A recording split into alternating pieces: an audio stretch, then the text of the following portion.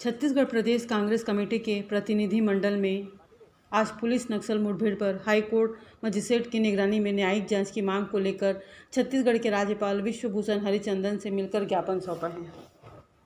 आज सुबह बड़ी संख्या में कांग्रेसियों ने प्रदेश कांग्रेस कमेटी के अध्यक्ष और सांसद दीपक बैज के नेतृत्व में राजभवन पहुंचकर राज्यपाल को ज्ञापन सौंपा। प्रदेश अध्यक्ष दीपक बैज ने राज्यपाल से मुलाकात के बाद पत्रकारों से चर्चा करते हुए बताया कि बस्तर संभाग के कांकेर जिले के कोयलीबेड़ा क्षेत्र में हुई सुरक्षा बलों और नक्सलियों के बीच हुई मुठभेड़ फर्जी है। वोरतरई, भूमरा, लीचीबेड़ा के जंगलों में सर्चिंग के दौरान 24 फरवरी को गांव के 3 युवकों अनिल हिडको, रामेश्वर नेगी, सुरेश तेता को पुलिस ने गोली मारकर हत्या कर दी थी। ये तीनों साथी जंगल में अपने अन्य साथियों सहित रस्सी लेने गए थे, लेकिन सर्चिंग के दौरान पुलिस के द्वारा उन्हें नक्सली मानते हुए निर्दोष आदिवासियों को गोली से भून दिया था। इतने गंभीर मामले को लेकर प्रदेश की भाजपा सरकार और गृह विभाग की लापरवाही स्पष्ट नजर आ रही है और इस घटना को छुपाने की पूरी कोशिश की जा रही है। साथ ही उन्होंने कहा कि हमारे ज्ञापन पर राज्यपाल महोदय ने हमें इस गंभीर घटना की जांच करने का आश्वासन भी दिया है। राज्यपाल छत्तीसगढ़ से मुलाकात हुआ। जो विगत दिनों कोयलीबेड़ा नक्सली मुठभेड़, जो फर्जी मुठभेड़ हुई थी, उसकी जांच को लेकर चर्चाएं हुई। घटना 24 तारीख जो सूचनाएं मिली कि गांव के 3 युवक कोयलीबेड़ा थाना क्षेत्र अंतर्गत भूमरा, हुरतरई, मिच्चीबेड़ा के जंगल में सर्चिंग के दौरान जो हमारे मृतक अनिल हिडको,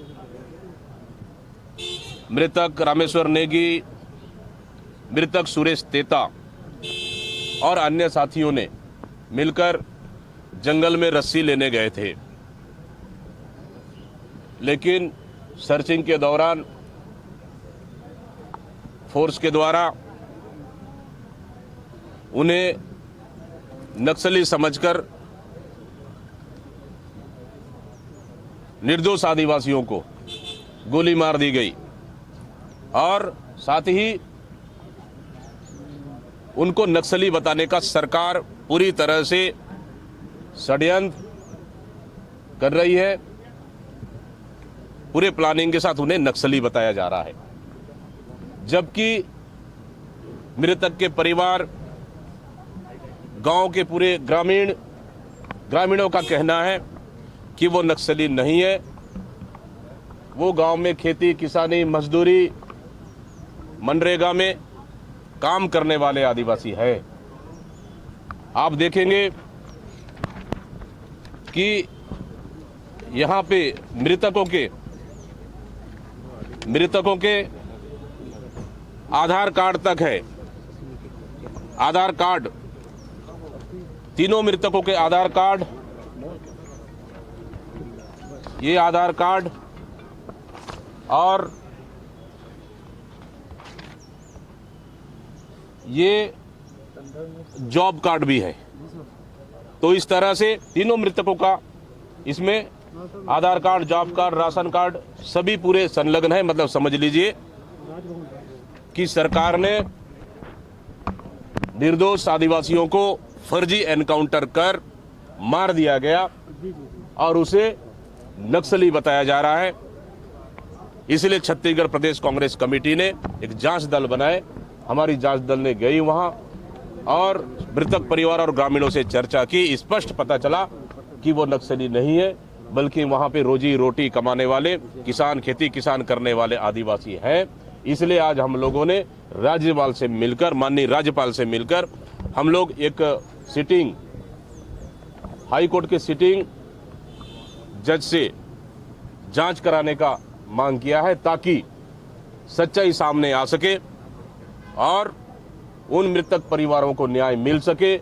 और जिस तरह से पिछले 15 सालों में भारतीय जनता पार्टी की सरकार ने कई निर्दोष आदिवासियों को इस तरह फर्जी एनकाउंटर में मार दिया गया, कई निर्दोष आदिवासियों को फर्जी सरेंडर किया गया, कई निर्दोष आदिवासियों को नक्सलियों के नाम से जेल भेज दिया गया, कई माता बहनों को नक्सलियों के नाम से शोषण किया गया।